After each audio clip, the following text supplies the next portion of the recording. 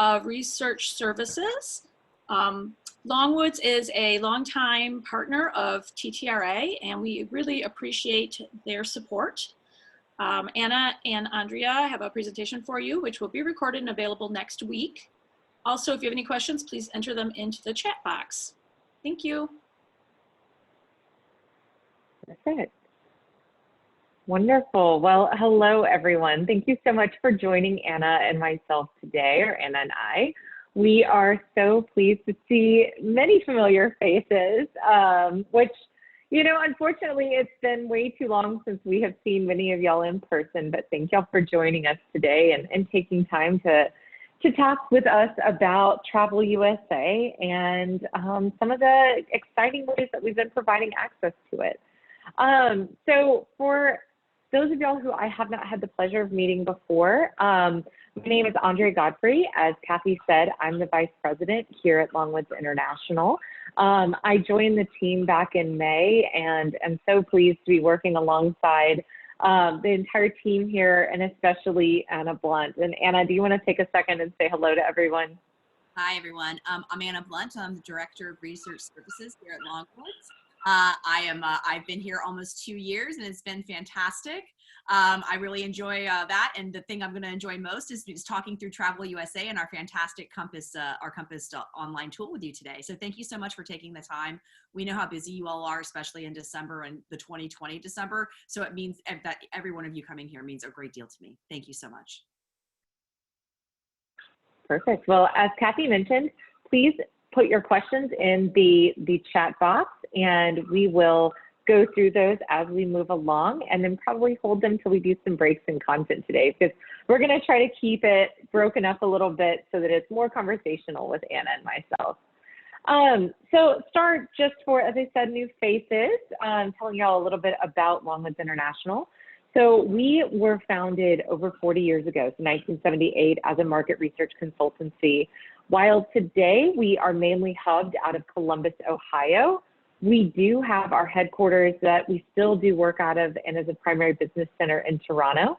Anna and myself are located here in the Southeast. I'm in the Atlanta market and Anna is in the Orlando market. So we make our way around in normal times quite often to visit many of our clients and go to conferences and see y'all. So we were started in 1978 as a market research consultancy, and in 1985, 35 years ago, we focused on the travel and tourism space. And since that time, we've built up quite a client portfolio, and we work with over 150 destinations, primarily focused here in the United States, as well as Canada and Central America. So because we are a research consultancy, we definitely do various types of research. While today we are going to be talking about our Travel USA research, we also really do run a large swath of research services that we offer. So for those of you, which we are not going to be talking about today, but for those of you that have been following us, we do focus quite heavily in sentiment research. And we specifically back in March launched the National Travel Sentiment Study, which we produce on a bi-weekly basis. And with that, we've been focusing really on providing COVID sentiment resources about American travelers that we've been making available to our clients, both on our website as well as through our email notifications. So we also do a great deal of image research work, which really ties quite well with our return on investment research, because not only do we dig into what is that ROI, that 7 to 1, that 21 to 1, what's that return on tax dollars, but we also dig into understanding the destination image. So getting more into what is it that are those drivers that are getting people to respond to ads, getting people interested in destinations. We also founded and started Halo Effect Research, which is something that we work with many of our destinations, both in the Caribbean and here in the United States with, which really looks at that value of tourism marketing and initiatives by DMOs in terms of raising the overall economic development image of a destination. Anna and I have been working on focus groups with some of our clients, and I was all smiles because routinely what we kept seeing is this connection of people saying, when I saw an ad, when I went to a destination, it made me think about living and working there. And that's what that halo effect really gets into, And when we talk about 2020 and we talk about people leaving major urban centers and shifts of population, this halo effect is going to become even more important for us. And I'm sure y'all hear us talking about this, you know, as we move through to 2021. We also work with geolocation insights. Geolocation data is something that allows us to really answer some very unique questions in very timely ways and look at both the contextual and the large data sets and paint pictures of what's going on in marketplaces. And today, what we're really going to be focusing on is our visitor research in Travel USA. And so that takes me to what are our goals for today's conversation is to talk about Travel USA. Many people know us as doing visitor research. So if you've heard us say visitor research, this is Travel USA. So we're going to talk about what that is and the power of that data. And then we're going to talk about the Compass platform. You know, Anna's going to dig in more with this here in a little bit. And so, you know, to kind of tee up and get us starting to think about that is, at Longwoods, we recognize that the way that people are accessing data and leveraging data is changing. And Compass was our answer for that. And so we're going to talk about Compass and how we can harness the power of the data. And then we're going to actually talk about how you can navigate Travel USA to really answer those big questions that you have. So with that, Anna, I'm going to turn it over to you. All right, so before we get into the Compass, which I'm so excited to be able to show you all, we're just going to talk a little bit about, you know, Travel USA, the benefits, and how people are using it. So you can see here again, I mean, visitation, especially with Travel USA, just to let you know, we track the domestic trips that Americans take, right, for both overnight and day. That domestic visitor is so much more important now than it even has been in previous years for all of us. And we need to understand more than just the visitor volume and expenditure, which is the traditional most important data points that you would get from a visitation study, right? Those are seriously important, of course, but it's also incredibly important to know different kind of things. What's going into their trip planning? What is their mindset? What kind of things are they actually doing on that trips? Who are they going with? How many people are there? What are the overall arcing things that are doing it? What's that primary purpose that they decided to pull that trigger on that trip? What kind of place did they stay at? Are they staying at hotels, or are they staying at areas that have, like, you know, the Airbnbs of the world? What's really going on there? I could just keep asking some of these questions, but it's the way that we get to the answers to that is a really solid visitation study. And you can see here just some information about Travel USA. Travel USA is the largest and longest ongoing study of American travelers. We started in 1990. Annually, there are almost 275,000 trips in our database. That means we talk to around 100,000 actual people. We don't let you duplicate here. These are all unique kind of people. If you take our survey in Q1 and you qualify, we don't ask you about it again. The frequency we do our study is quarterly, because we want to be able to have these people qualify as being trips, as having taken a day or an overnight trip. So we're able to go and ask the granularity and get the real full vision of the people uniquely who are going to your destination and what they're actually doing there. We like to say that our database, which you're able to drill into with Compass, is representative of all the trips domestically Americans are taking. So that's like a really great useful tool. We use an aided model, right? So when we don't just be like, hey, the last trip you took that was overnight or day, where was it? And you start typing. We use an aided list, and we start from the top up. We ask you what state you went to. In the case of some of our state clients, we have regions. We ask regions then. If not, we ask a list of cities that you could have gone to, into cities or counties or parishes, depending on where in the US you are, where you could have gone to as well. Especially when it comes to day visitation, it's really easy for visitors to really forget those day trips because they didn't stay overnight, and you probably go on more day trips than overnight. As this pandemic that we've all had to face has gone through, day travel is even more important. And so we can assure you with our methodology, which is tried and tested again since 1990, that our day trips are representative of what people are really doing because we jog their memory. We use that aided list for it. Again, we use that quarterly. We do a survey every quarter, and we do cross-check estimates against economic indicators. So when it comes to the visitor profile data, yeah, that's coming from the survey. But when we tell you a visitor volume count and we give you the expenditure totals and the expenditures by category, we're using an economic model. We're also partners with TE in that, and so the TE is very practiced, and for years and years has used our visitor volumes and expenditures for their fantastic tourism impact models. Again, it's not just where we're asking people. For us right now, it's like, what, especially right now in 2020, why are you taking that trip? And we call that the primary purpose of the trip.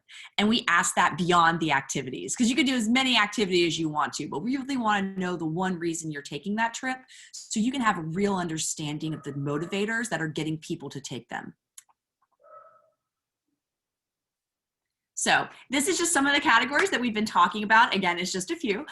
We have many. It's just the kind of things that we include here. I mean, of course, we're going to ask about demographics. They're really important. And of course, we're going to ask you how much you spend. We collect that by category, you know, just like recreation and entertainment, or if you overnight, if you pay for lodging, food and bev. So we do ask in these categories, and we estimate per that trip we do it. And please know that when we're talking to a respondent, they're not representing their household. If their whole household went with them and they know that spending, that's great, but you have to have gone on the trip for you to qualify for our survey. We want to get that firsthand recent knowledge so we get the most correct information as possible. So again, who you travel with is so important. The transportation that you used in to get to the destination and also within the destination, that's very important. The accommodations, what sources are you using, if any, right? Because a lot of times if we're doing a road trip and we've been there a lot, you just get in the car and you go, especially if you're like staying with your Aunt Polly. But we like to have that planning window to get a better understanding of that per trip. We also like to know what kind of sources you are using to research, if you're researching, and how you're actually booking. How long was that trip? We do track repeat visitation as well. Why is that important? Especially in 2020, what we've been noticing with our prelim data is that you're going to go to places that you feel comfortable. And past visitation is absolutely the best predictor for future visitation, especially among American domestic trips. And for a number of years now, and including it here, is that we've been asking about satisfaction overall of the trip, but across a whole bunch of registers. And I'm not going to belabor you with that long list because I'm going to show it to you in a couple of minutes. And I think that you'll really get a kick out of the level of detail we ask people about to find out if they were really satisfied with their time that they spent in your destination. In addition to the primary purpose of trip, we have a very extensive activities category. We know what they're doing in your destination. Next slide. Okay. How do people use this information? And this is one where Andre is going to have to come back on and help me because again, it's a group effort, right? We're partners with our clients, and we use this information and we find out what's going on with them, and we apply it together because the last thing I would want to do is just hand you a report and talk to you in a little while. I really want to know what's important to you, and I want us to work together to make sure that this information is going to be as actionable as possible to your strategic needs and goals. The industry partner development and support. It's really important for all of your industry partners to know who's coming to your destination, right? We do those presentations for them. We love going and showing regional information for the state because it actually gets a more specific knowledge of it than it does just for the overall state.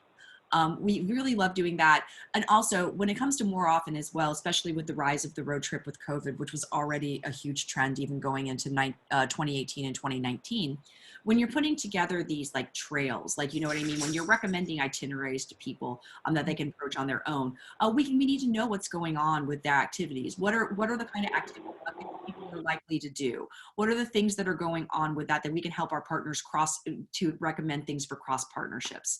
Do you have any other points on industry partnerships, Andrea? Yeah. And I think the biggest thing is that's astounded me being on both the client side when I was at Texas and Georgia, and then now working, here on the data provider side is, as a DMO, it's easy to take for granted the amount of data that we do have. And oftentimes your partners, even like Anna mentioned, the regions, also partners like hoteliers and attractions, they may have information on who their visitor is, but that's where you can help to provide that support by working with them to help them understand what the market is. And I think that's just something that it's easy for us that are in the data every day to take for granted the power of the research that the DMO can have with things like visitor profile that a lot of the partners don't have, and it becomes a great way to bring them to the table. Absolutely. Another thing that you can use for visitation information is advertising and communication strategy. What are the kind of things people are doing in your destination? What are the activities and the areas of special interest that really matter? What do people want to see on the screen and imagine themselves doing? Again, what sources of information are they using? Just one example of many that just pops into my head thinking about it is that we had a client out west actually with a younger demographic for visitors, for younger demographic of visitors. But we actually found that a year or two ago, the AAA was rising for them. And they're like organically, like you're up 4 or 5 points with AAA. They actually reached out to AAA and started a little program for the regional AAA publications. And now it's up about 7 or 8 points even above that heightened one, because they're like, hey, I'm seeing something here. We're going to try AAA, even though we kind of see it as that. Now we realize younger people are using it in our region. So those are the kind of things that you can start looking granularly at the data, and you can start just making these changes that really do make a difference. And our final one here is advocacy. So advocacy, again, is the importance of tourism and what's going on. And to Andrea's point as well, is that we have a lot of really successful partners in the hotel and the attractions and many other spaces that are really important, but they are in a small realm of it.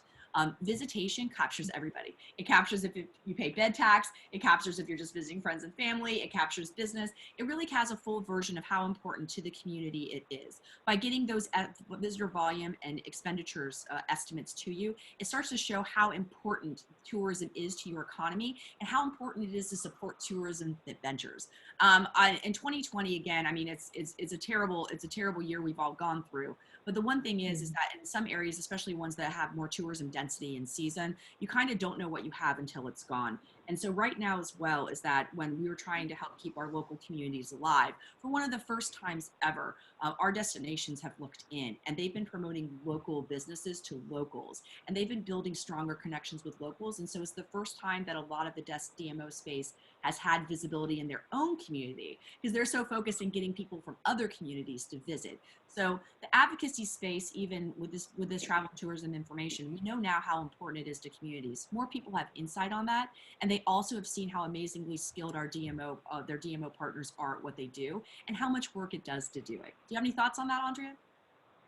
Yeah, I think one thing that's been really interesting to me is, and Anna and I both have been working very closely with a lot of our clients on what's now turning into ROI studies. We've moved into that point where we're starting to reopen DMOs. Many of y'all on this call, I've seen some of your advertising are starting to advertise again, be it to locals, be it to new markets, be it to existing markets. There are some destinations that are seeing record years. The biggest thing, though, that's really important, and for those that hang on with us through this session, we're going to talk about some of what we've seen so far this year. We're going to get a sneak peek of some of our first half data. Is travel's happening, but it looks really different. And from an advocacy perspective, by being able to dig in and being able to show the spending impacts across, as we mentioned earlier, those 6 different verticals, you're able to go and have that conversation that it's not just about that head in the bed, that the industry provides spending and tax revenue and support to other parts of your industry. And like Anna said, there's really no other time that we've able to really visualize the power of this industry and what it means to communities. But it's another thing to go over and be able to quantify that. And then to even tell them, here's what I know about these people who are coming, Mr. Roadside restaurant at a gas station. Here's, how much direct spending happens. You know what? Here are your visitors that are coming. Here are the people that are coming and spending this money, and it means something to you. And you're able to help bring them to the table. You're able to help show that value, which right now is going to probably look a little different than what that narrative looked like in years past. Absolutely. All right, Anna, I think we're ready to start talking Compass. Yes. So this is the moment where we stop sharing this, and you need to give me go ahead and kick out of that, Andrea.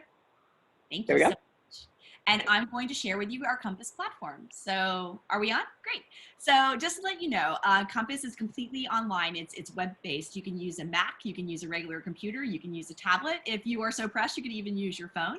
As long as it has internet access, you can definitely log on. We would just give you the URL and you would immediately go in. And we're going to show you our demo account, which I've already put the login information here, and it's just as easy as this.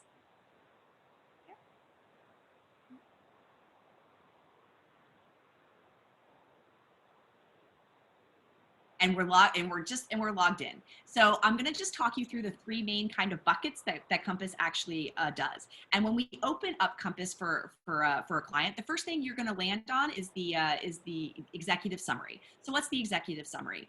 So many of our clients through the years have been taking our big full report. And before we had Compass, we had like the 220-page report. It was a little crazy. And it was a lot of information to go through. But sometimes clients need to share with their partners the key facts about what things are. So they were actually internally having to take some of that information and create their own executive summaries. So by talking with those clients, we're like, hey, well, why don't we just do that for you? We can create a platform, we can go ahead and do this, and you can very easily take this off. Notice here on both the executive summary and the full report options that I'm going to show you, you can very easily export. So all you need to do is just hit here. You need to decide if you want a PowerPoint or a PDF, and you export it, and then it's ready for you as well.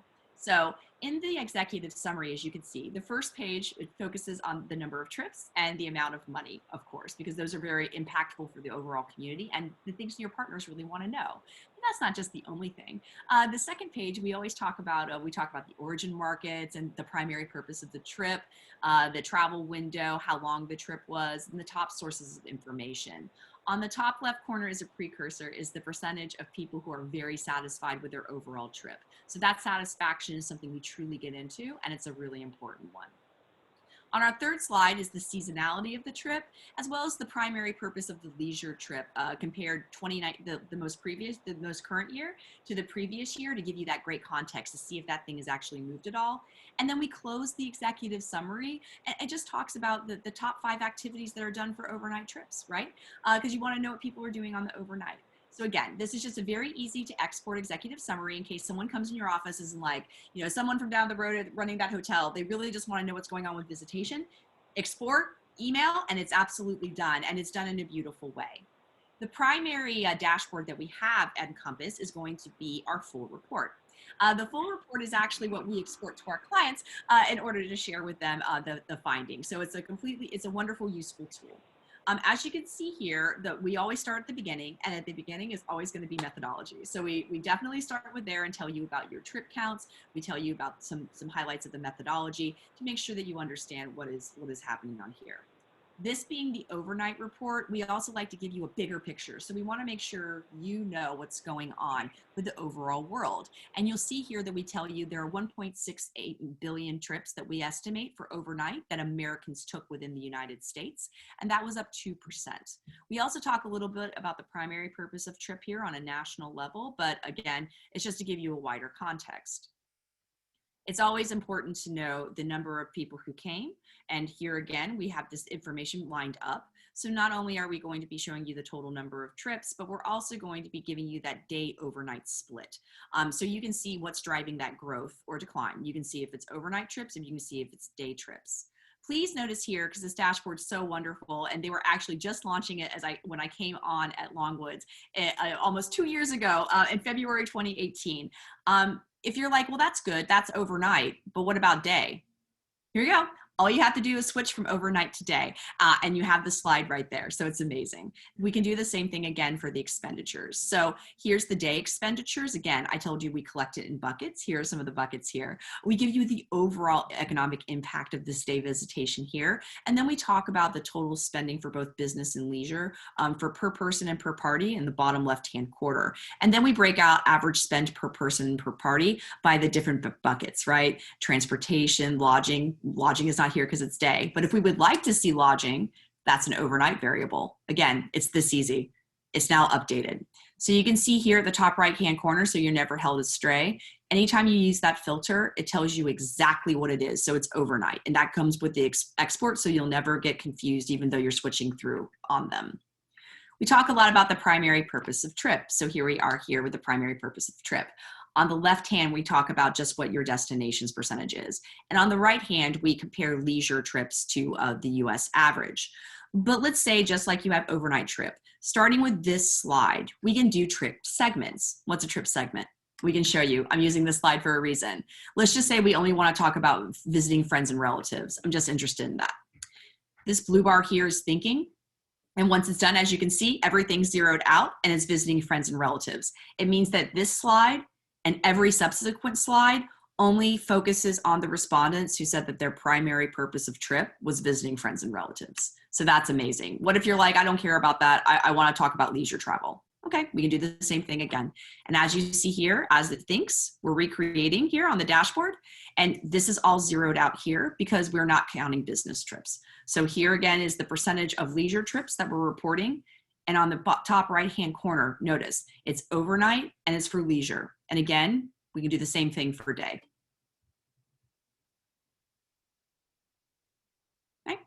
So that's pretty exciting. Again, the trip segment is by the primary purpose of trip, greater buckets of business trip, leisure travel, visiting friends and relatives. So let's go ahead and go back to overnight and remove the filter. And again, all you always have to do is hit update in order to update the slides, because I want to show you some of these really cool slides that we have for you. Again, this report, again, 200 pages. We're now down to a 20-page template because you were able to go and get into those trip segments and the overnight and day there. The first thing, again, the origin markets by both DMA by state, the top ones, as well as the seasonality of the trip. Then we talk about the total nights away. And again, the rise of the road trip, this is more true than ever. So I have to get to your destination to spend time in it, right? So we look about how if you have an overnight trip there for the terms of overnight, how long was that overall trip? And how much of that trip was spent in your destination, so you know what share of the trip you have on the share of that trip you have for both business and leisure travel. We talk about the party composition, and we also talk about the transportation method that was being used. The trip planning information sources is on the same page as the length of the trip planning window. By length of trip planning window on this, we mean from the time it enters your mind that I'm going to go visit that destination to the time you walk out the door. That would be the length of trip planning that variable measures. The method of booking, because again, just because you use something to research doesn't mean you book through it. So we ask that separately, as well as what kind of accommodation you actually stayed at for that trip. The activities and experiences. Again, the primary purpose of trip, you can only have one. Activities, you can have plenty. Anything you list on there, and we go ahead on this beautiful background, we tell you what the top 10 are for the activities that were done for overnight. We talk about device use. If you did research, what electronic device did you use to do that research? And if you were using it on the trip, what device did you use? And of course, that switches more heavily to smartphone when you're in destination. We have social media variables as well. We know how important social media marketing is, absolutely. So we definitely want to make sure you know about that. Here's where we're talking about the very satisfied. So remember when I told you on the executive summary that little top-hand corner, and we talked about how satisfied you were with the trip overall. We asked people on a 10-point scale, all of these. Please let us know on this trip to the destination that you took, how satisfied were you with your overall trip, and you rate it. In our reporting session here, you have to be 5 out of 5. You have to have been very satisfied to get it. We also ask about different variables of that trip. We ask if the people were friendly, the quality of the accommodations and the quality of the food, cleanliness, sightseeing and attractions, the value for money. We're really giving you a full picture of how satisfied people are in this destination. And again, repeat the visitation, more important than ever that we've been finding. And we think that's going to be a trend that continues through 2021. And then we have some very nice demographic slides. And again, you're like, this is great, all this information about overnight. Anna, what about day? We just update it. And it tells you what it is for day as well. Keep in mind that Longwoods does ask about overnight visitation and day visitation separately. In the order of our survey, we ask, hey, where'd you go on an overnight trip? And then when you finish that section, we like, did you go on a day trip as well? Because clearly you're not staying in accommodations if you're on a day trip. You're not doing as much research as it is on a day trip. So we definitely make sure that the content for the day trip is appropriate for those people. So we don't ask them any dumb questions where they're like, what's wrong with you, Longwoods? We keep that organized. And again, more of the demographics when we talk about race, ethnicity, educational attainment, your employment status, as well as your income. And we close the report here with the number of people in your household and the presence of children by age bracket, or none at all. So we think it's a really exciting, platform for the dashboard. But the other aspect of this is our crosstab. Our crosstab is an amazing tool. I can't tell you how much I love this. It's made my life a lot easier, and I'm sure the destinations can say the same thing. We go ahead, and it's just so easy and so user-friendly to use this. You just select a year you would like, so in this case 2 years, and let's just say for overnight, you have a really quick question about the main purpose of trip, and you add it as a question, and you want to do it by people who stayed in hotels. So let's add a split. Click here, hotel, and all you do is hit generate. There we go, and it's pulled. If you want it by greatest to least, all you do is click, so you can see on top. So people actually in 2019 who went to this sample destination, 28% of those people, their primary purpose of trip was visiting friends and relatives, which goes to show you that even if you're visiting friends and relatives, a lot of times you don't want to stay with them. So that's pretty interesting in and of itself. But again, these are the really quick things, and you can immediately go back. And let's say I don't want that filter anymore. You just X out of it, and you hit generate again. It's so user-friendly as a system, and it's like it's very easy to get your mind around really quick. And once you're like, oh yeah, I like that better, I want to know what's really going on, all you have to do is hit export to Excel, and it automatically downloads the crosstab for you. So that again is just a brief walkthrough of Compass to let you know what we offer and how functional and what a great way to access that data is. So I'm going to go ahead and throw it back over to Andrea so she can just give some highlights of what I was discussing. Wonderful, perfect. Bear with me 1 second, everyone, while I toggle back to my screen. And let's hope that I can do this properly. All right, there we go. So thank you so much, Anna, for walking us through this. We had some wonderful questions come through. So what we'll do, everyone, we're seeing your questions. We'll do a quick recap, a 1H update, so that y'all can actually put in questions about maybe some of the data that comes through, and we'll answer them all at one time there together. So what Compass allows us to do, and I believe this might actually answer one of our questions, it allows you to look at your longitudinal data set in one place. So not only can you access your single year reports, but you also can, in the Compass crosstab feature, go in and you can actually compare multiple years. You can create multi-year data sets and then do year-over-year analysis. So because it's an online platform, it allows you to have real-time access to your data. Anywhere that you are able to get on Wi-Fi or on a 5G, 3G, LTE network, you can access via a browser your data here in Compass. It also allows you to access both your preloaded executive summaries and full reports, as Anna said.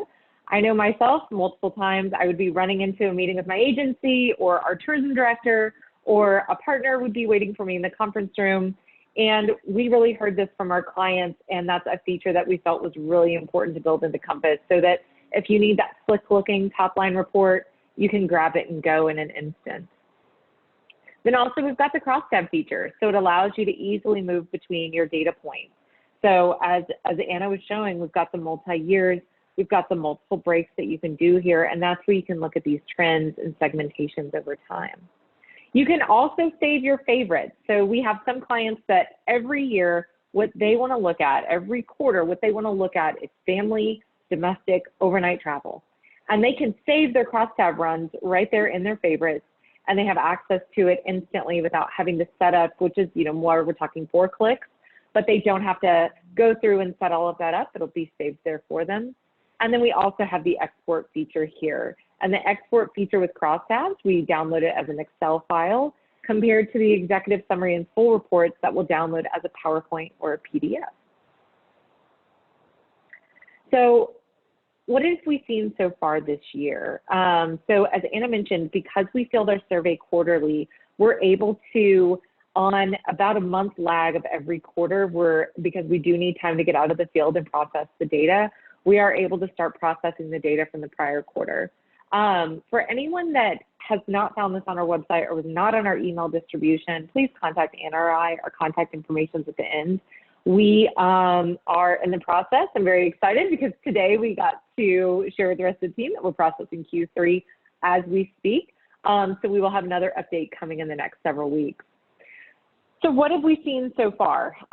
You know, I think the power of the data right now, especially when we're looking at Q2, because Q2 is when everything really started dramatically changing. You know, we've looked at tribe data, we've looked at geolocation data, we've seen a lot of sentiment data. And so looking at the visitor research allows us to really see, are people actually doing what people say they're going to do? And beyond that, what is some of that contextual information that's really important when we're talking about right now as tourism marketers? We've got to get people out of their homes. And while it's a lot of the same things, they want to have the experiences, they want to see the sights, the attractions, they want to taste the food. There are different things that are driving them to get out of their homes and go places now. And so this data is really important. So what we've seen from the sentiment research, we've seen it since we started doing the National Travel Sentiment Study in March, is that about 2/3 of Americans do plan to travel in the next 6 months. We've seen this consistently throughout the pandemic. And that's actually what we saw in Q2, is while travel was down significantly, trips were actually happening. So what did we see with these trips? We actually saw that the per person average trip spending on overnight trips actually softened compared to the first half of That's a Typo on My Part, 2019. And what we really saw was that it was the leisure segment that was actually softening in terms of the per trip, per person expenditures, while the business in Q2 was actually staying pretty stable. So people who were traveling for business were still spending on those same levels as of Q2. So visiting friends and relatives continues to grow in the first half of the year as the primary purpose of trips. And what's very interesting is that when we looked at outdoor trips, nearly doubled in share and represents about 10% of all domestic overnight trips for the first half of the year. Those of y'all with parks, outdoor facilities, and recreation areas saw that firsthand, and the data is telling that that is definitely what's happening.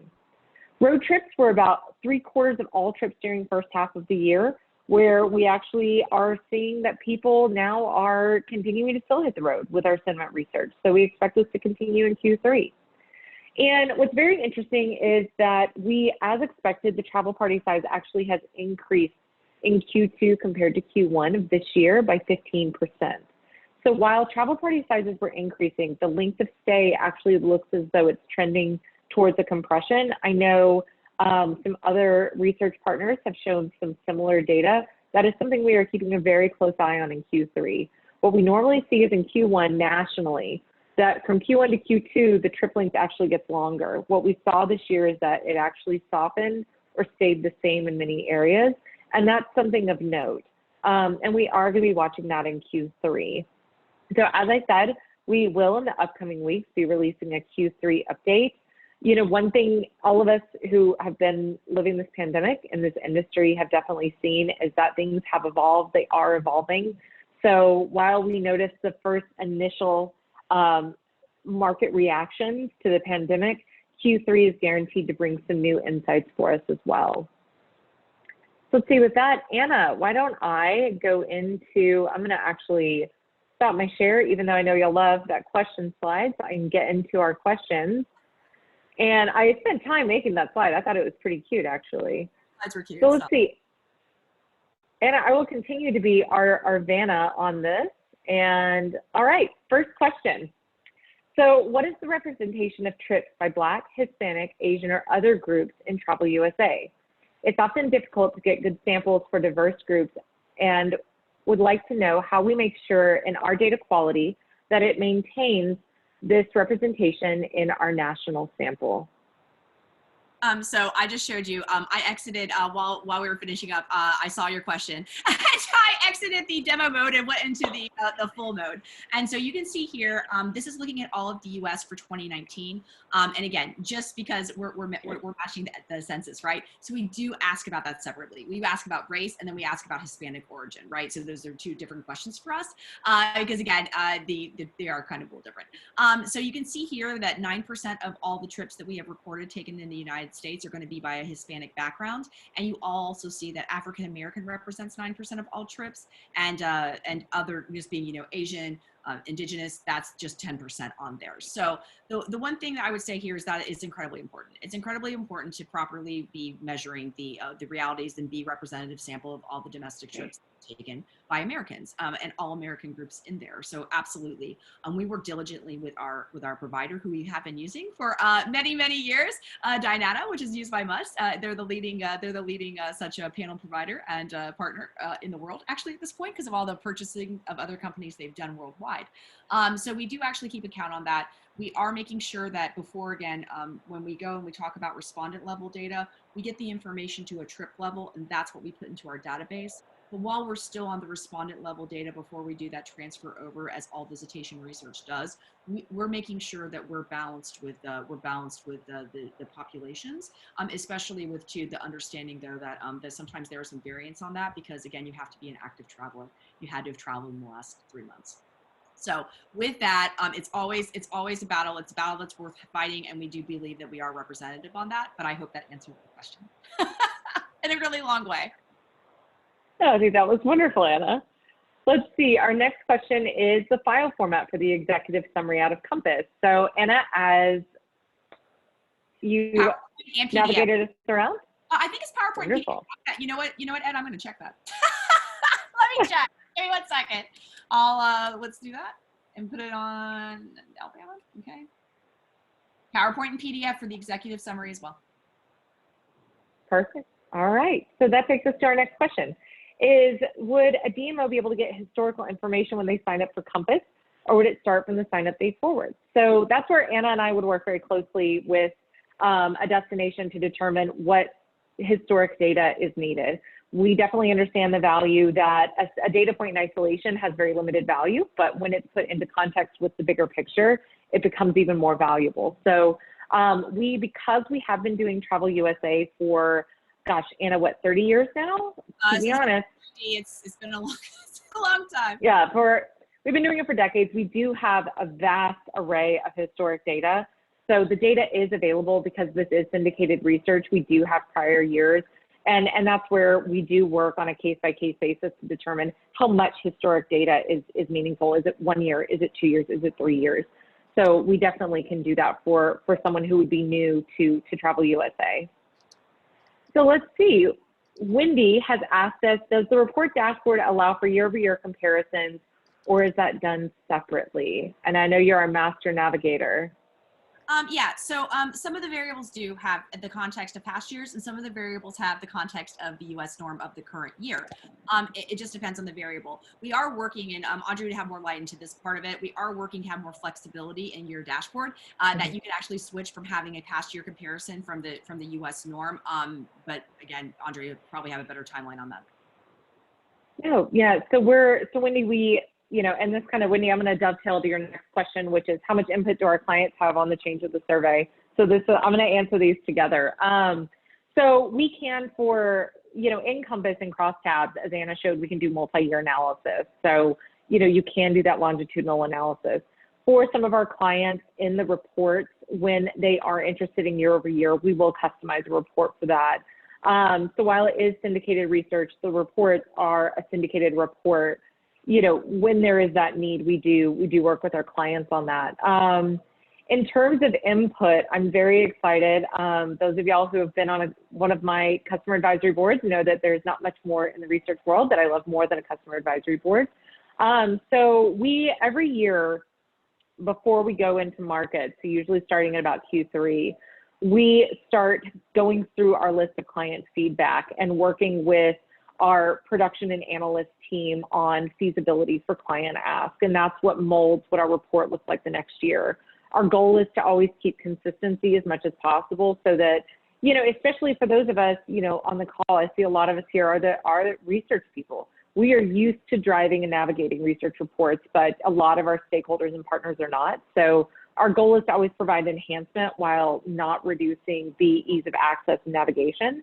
But starting in 2021, we of course will have to be virtual until, the state of the pandemic does shift.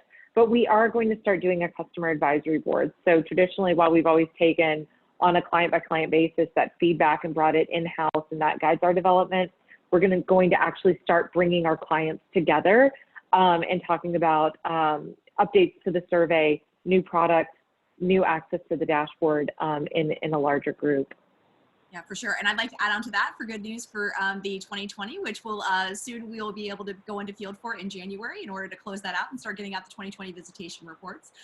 Last year, we had significant client input on our activities. So we've actually added a lot of activities, and we've added a lot of activities that are outdoors and different dining options as well, because not everyone just wants to have fancy fine dining. So it's actually great feedback that we've gotten from clients, and we're using it to make sure that we have an even more depth of information we can provide for everyone. Perfect. So Anna, we have a question here from Ed. It says you show 1% results in your data table. What is the minimum cell sample size for reporting in the software? So for the Compass crosstab, it's going to show all the variables that you ask it to ask. We will say that in the actual dashboard report, we don't report anything under 3%. So if you're looking at the feeder markets and things like that, once we hit 3, we don't publish that information anymore in the formal report. Every time we pull, and again, I see a question from Nandi, forgive if I'm not pronouncing that correctly, that is talking about the margin of error. When you're looking at percentages on the Travel USA, you have a margin of error of about 2.5%, plus or minus, right? That's pretty standard for these sort of studies with that size. I'm looking at it not for the whole study, but when we're looking at the individual results. So we would require at least 400 sample for us to do an overnight report or a day report. Otherwise, we would need to combine 1 or 2 years just to make sure we have that variable. With that 400 minimum, you're looking at a 2.5% difference. So when we're talking about the question of this is that when you actually go to crosstabs, when I showed you that sample report, and let me bore you by showing you that again, I just want to be able to show the thing. Here we go, share. When you go to crosstabs, every time you actually use crosstabs, when you pull a variable, it actually lets you know how much, it actually lets you know how much it does. So hold on, let me stop share for 1 minute. I had a technical problem. Let me go ahead and just run it here. Crosstab. 1 second. Again, the thing about this platform is it's so fast that, you know, when you do have something like that, it's really easy to pull something and to be like, yep, that's right. Yep, that's right. That's wrong. So I'm just getting the hierarchical filter back on the US level only because I wouldn't want to show anybody's information. We're very cognizant of that as well. We would never do that. Okay, I'm on the US norm, and I'm just going to add main purpose of question. I'm going to run it. Let me share again.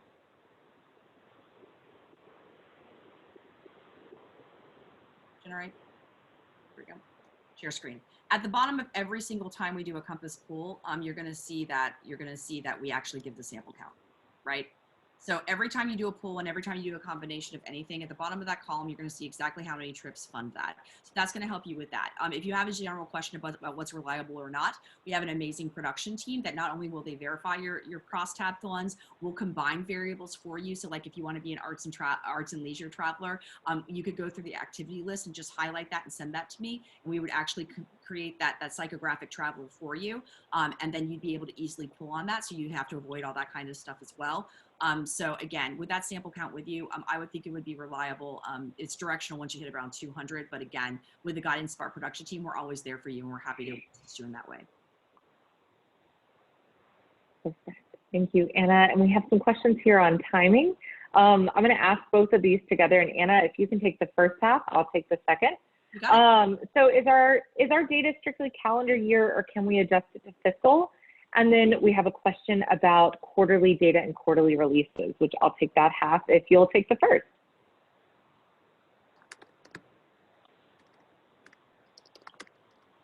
I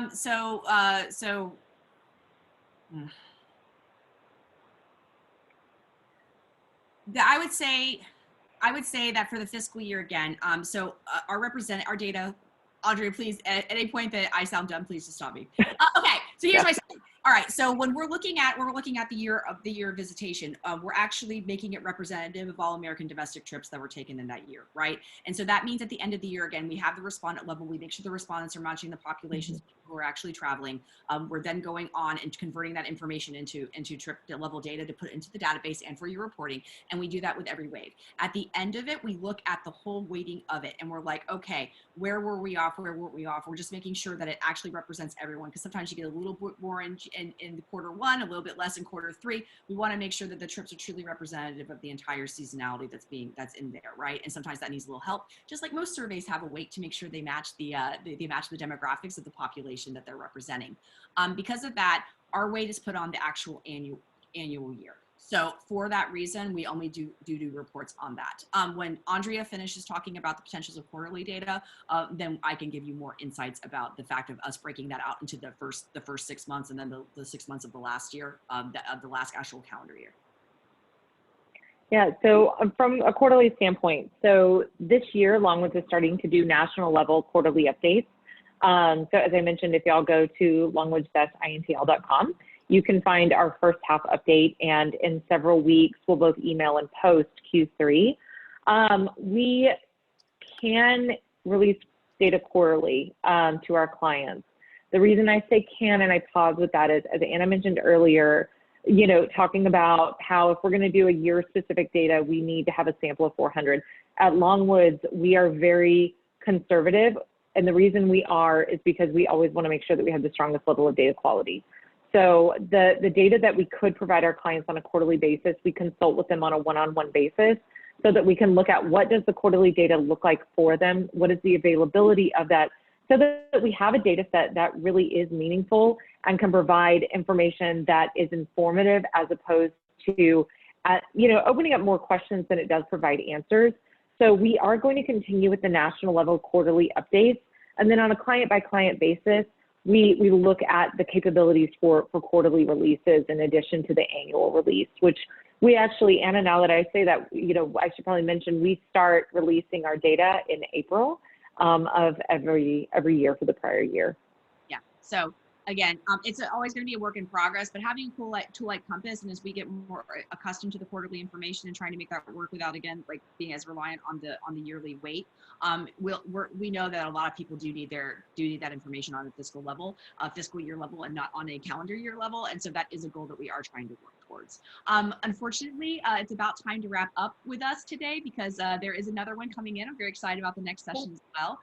Thank you so much for your time and consideration. If you have any questions, please reach out to Andrea and I. We're always happy to assist you in any way we can. And thanks again for taking the time to meet with us in such a busy time. We really appreciate it. Thank you so much, everybody. Thanks so much, and we hope you have a wonderful day. Thank you, Anna and Andrea. Wonderful. Thank you, Kathy. We appreciate it. Everyone have a great afternoon. Bye.